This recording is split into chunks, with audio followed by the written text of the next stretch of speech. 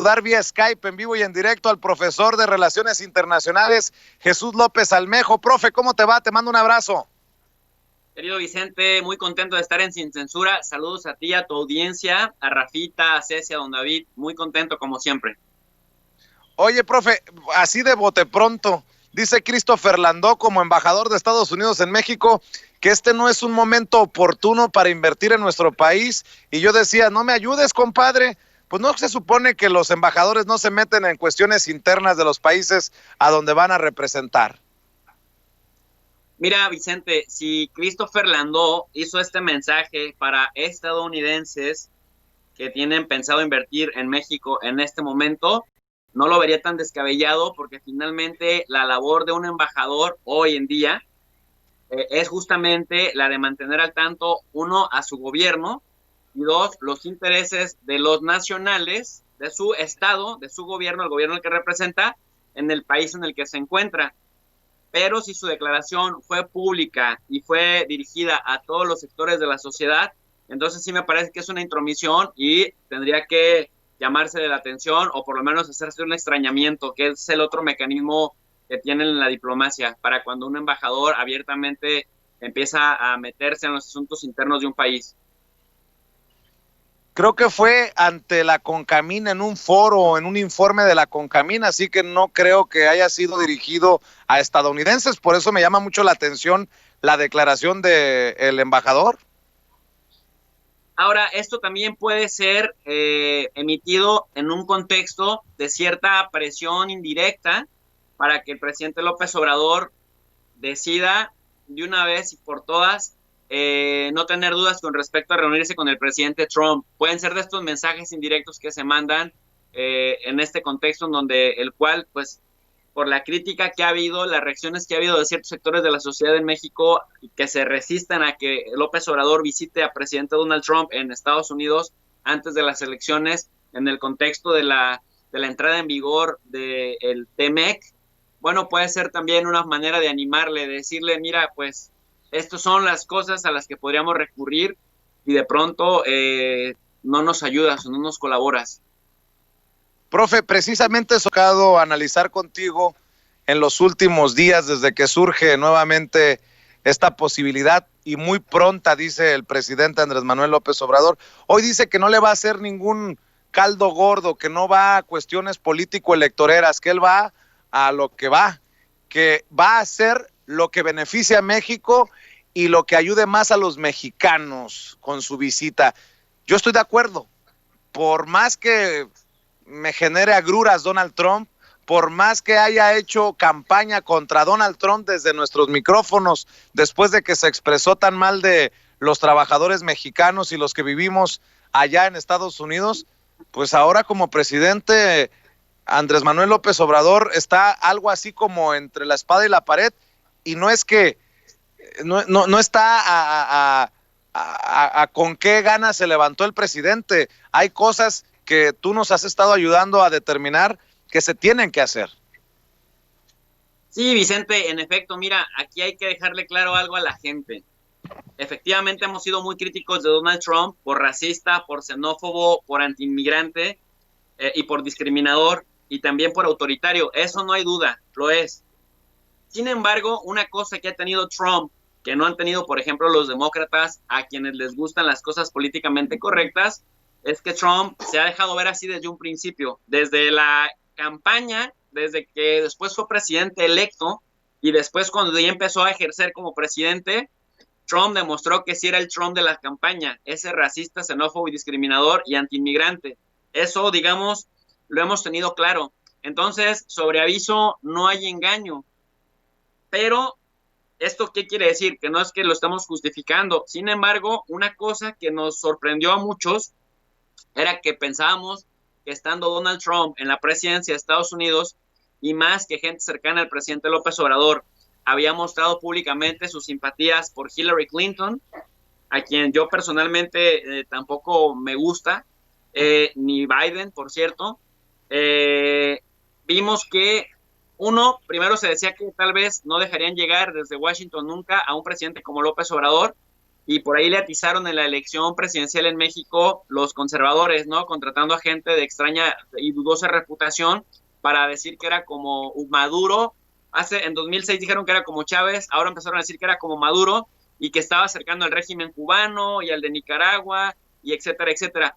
Cuando vimos que ganó la elección López Obrador, pensábamos que venía un choque, que venía un duelo, y Trump empezó de alguna manera a lanzarle ciertas pues dardos para ver cómo respondía López Obrador. Y el López Obrador, que era muy crítico de Trump en la campaña, empezó a tomar pues la altura política de un jefe de Estado y astutamente tejió una buena relación con Donald Trump en el nivel discursivo que luego se fue materializando en otros acuerdos. Yo veía, por ejemplo, a gente como Dolly Esteves, que está en Washington y que sin duda conoce mucho de la política doméstica en Estados Unidos, decir que, pues, que se le agradecía a Donald Trump con el tema del, o sea, si había lanzado la orden ejecutiva para frenar DACA, que había obligado a México casi a ser un tercer país seguro y que además no se le iba a recibir como jefe de Estado. Pero ojo, Vicente, Donald Trump nunca escondió que iba a hacer eso. ¿Me explico? O sea, fue directo y lo estuvo haciendo, nunca ocultó el tema del muro, nunca ocultó el tema de su rechazo a los migrantes, pero ¿cuál fue la ventaja que se le ha estado percibiendo a Trump? Uno, que mientras que se puso a bulear a todos los presidentes en el mundo, incluido Xi Jinping de China y Putin de Rusia, Rouhani de Irán, o bueno, pues acá mismo Maduro, ¿no? Que hasta están pidiendo una recompensa por su captura, que le ha afectado en términos de millones de dólares la gobernabilidad también a estos países. China ha perdido 600 mil millones de dólares en estos últimos 2 años. Venezuela, por las sanciones, por las más de 150 sanciones que tiene, 70 de las últimas con Trump ya como presidente, ha perdido 30 mil millones de dólares. ¿Qué es la ventaja que se tiene en el caso de López Obrador? Que le dio margen para gobernar, le ha dado margen para gobernar, para sacar adelante su propia agenda, y esto no es cosa menor, porque una cosa sí es bien cierta, si la 4T, y esto lo decía Lorenzo Meyer en otras entrevistas, si la 4T no funciona y la administración de AMLO no funciona, si se cae, si la sabotean, si la torpedean, si no lo dejan gobernar, prácticamente se le abriría la puerta a la derecha. Entonces, ¿qué es lo que hemos estado viendo de Trump? Que al menos en el caso de López Obrador, lo ha dejado gobernar y es al único presidente al que reiteradamente ha elogiado públicamente. Esto no es cosa menor, tomando en cuenta que al sector al que normalmente le habla Donald Trump es al sector duro, antimexicano, racista, xenófobo, antiinmigrante. Si a esta población Donald Trump le habla bien del presidente mexicano, incluso ha llegado a decir, si tú quieres en un contexto electoral o en un contexto de impulsar su propia agenda, que México hace más por Estados Unidos que los demócratas, esto incluso hace de Donald Trump un publirelacionista para este sector duro que le cree todo lo que dice. Entonces, en ese contexto y en el contexto de la entrada en vigor del Tratado de Libre Comercio, me parece muy acertado si el presidente López Obrador decide ir. Ahora, dicen, no, es que entonces, dicen los académicos expertos en política exterior en México, no, es que tendría que ir con Joe Biden para compensar, pero, hey, Joe Biden ni siquiera es candidato oficial del Partido Demócrata. ¿Sí me explico? Entonces, así es. Efectivamente, sería un panorama ideal si fuera Justin Trudeau, el primer ministro de Canadá, porque finalmente, pues en el contexto de la entrada en vigor del Tratado de Libre Comercio, del TEMEC, pues sí, sería una cumbre trilateral. Pero incluso si Trudeau quisiera no ir para no potenciar políticamente a Trump, bueno, ya Canadá se enfrentará, digamos, a las consecuencias de esto, pero me parece que López Obrador sí está viendo con altura de miras y sí está sopesando bien la decisión en términos de que el proyecto nacional de la Cuarta Transformación siga caminando, y me parece que si lo logra, va a seguir adelante con esto. Profe, sé que de cerca seguramente vas a hablar continuamente de esto en tu canal de YouTube. Invitemos a la gente y yo te voy a seguir pidiendo que me des la oportunidad de molestarte a esta hora o en Sin Censura Nocturno, porque se siguen acumulando las reacciones, profe.